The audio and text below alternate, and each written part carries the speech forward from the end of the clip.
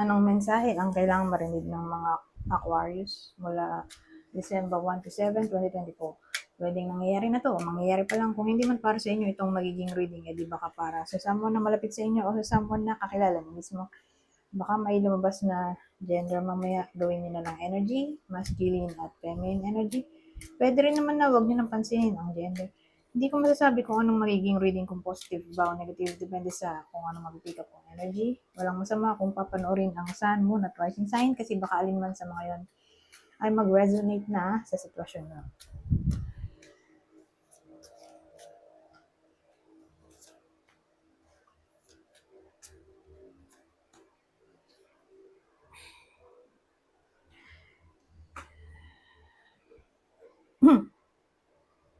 Ano to?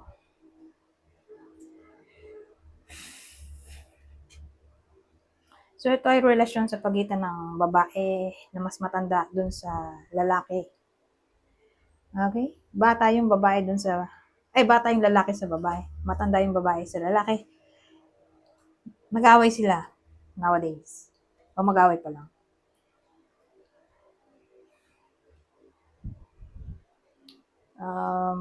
Pero ang good news, maayos pa to. Dahil ito yung Ace of Cups na kakaroon ulit ng intimacy, new feelings, reawakening. At ito, ang ating strength card. So, ibig sabihin, solid pa rin yung foundation. Buo pa rin ang connection. Strong. Going strong. Ano kaya yung possible na pwedeng pag-awayan dito?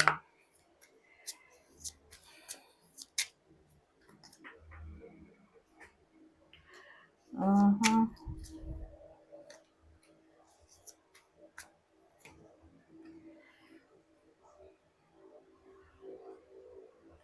Ano?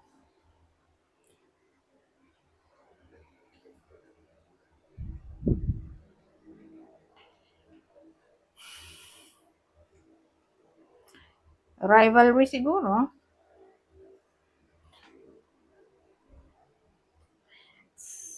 Feeling ng babae, may someone else yung partner niya. Kasi nag-gain yung partner niya dito ng attraction o tabi ito. Nag-gain siya ng popularity, parang fame. Madali siya maka-attract ganun. Yung partner niya. So, selos.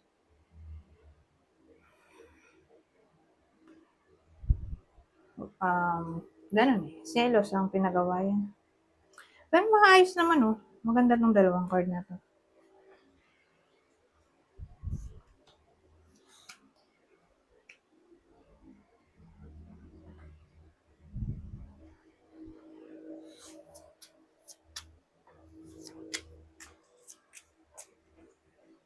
Ibang senaryo. Dalawa ba to?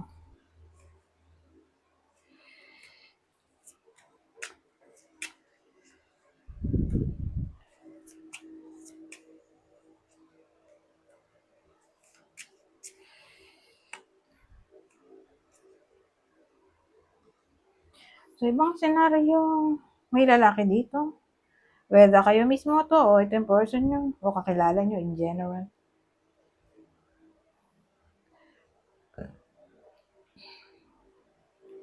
Kasi yung lalaki dito, parang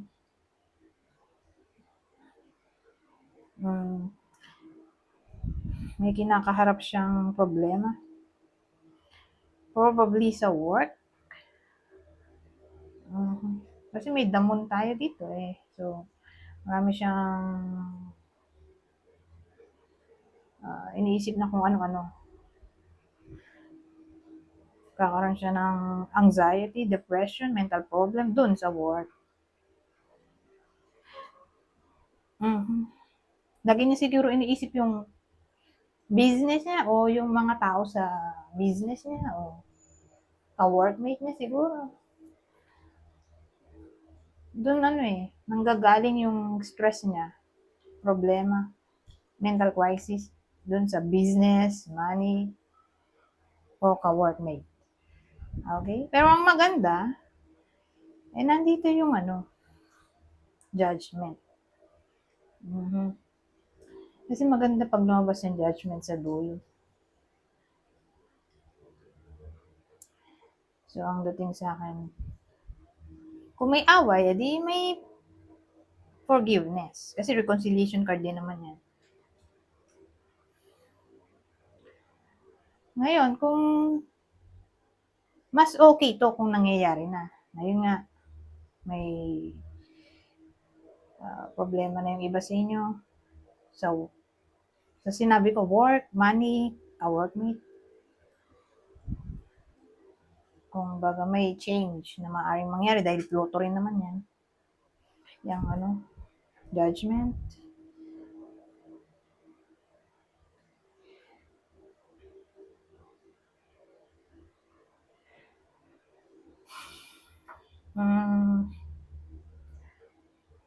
Ano pa?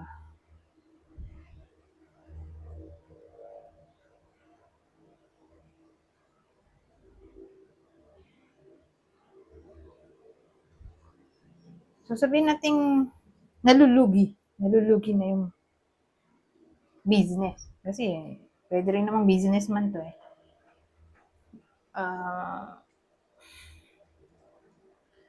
Ang dating may redemption in a way na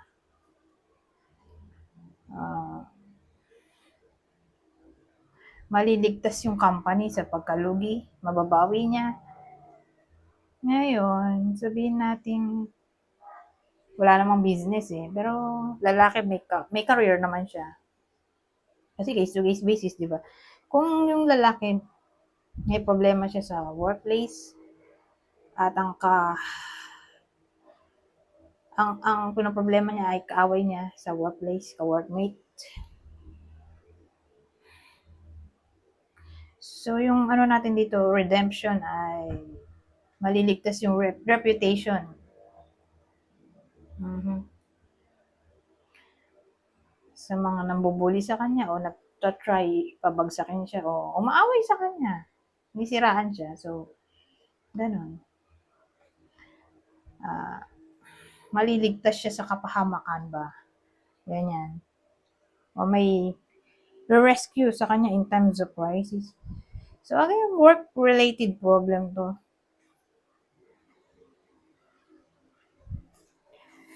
Pero lalaki lang. Pwede rin naman sa babae, pero kung siya ay masculine energy. Anyways, punta tayo dito sa susunod.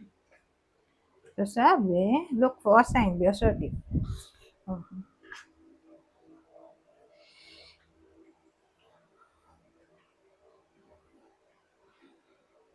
When we be assertive tayo, so,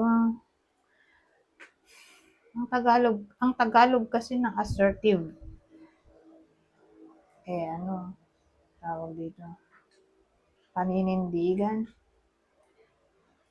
So, parang ang dating, panindigan na. Yung opinion.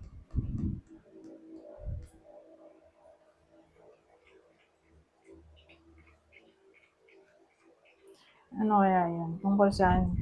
Ba't may look po assign pa dito? Parang, intuition kasi ito eh. Panindigan ng intuition. Kasi pinapahanap yung sign eh.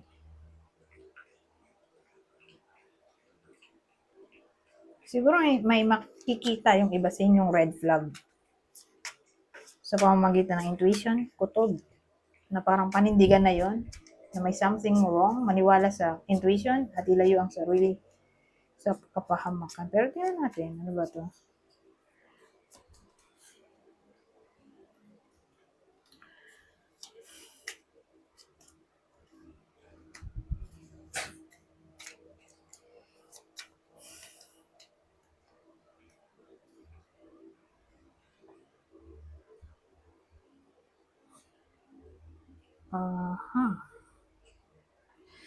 Panindigan na. May nakikitang red flag, di ba? Through intuition. Kasi ang dating dito sa week na to, may iba sa inyo, na may makikipag-ayos. Okay? Probably someone na connected sila. So, pag ganyan, edi ex, ex-lover o ex-friend. Anyone na parang nag-trust sila.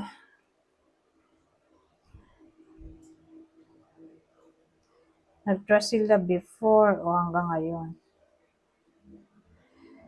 May chance kasi ng reconciliation. Pero kasi pag 2, sabagay, malawak naman yung 2 of cups. Kasi pwede rin siyang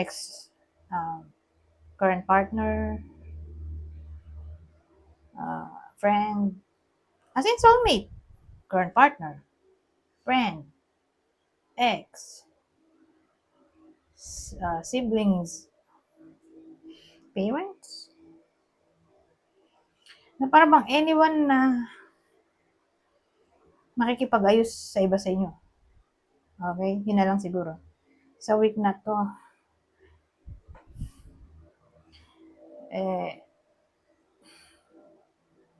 hindi advisable na babalikin sa buhay. Okay lang naman mag-forgive. Kaya forgive and forget na to.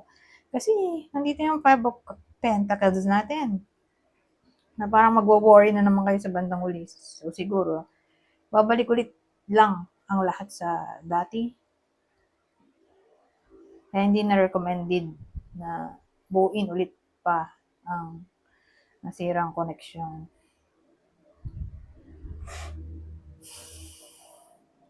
Kasi ito na naman, no?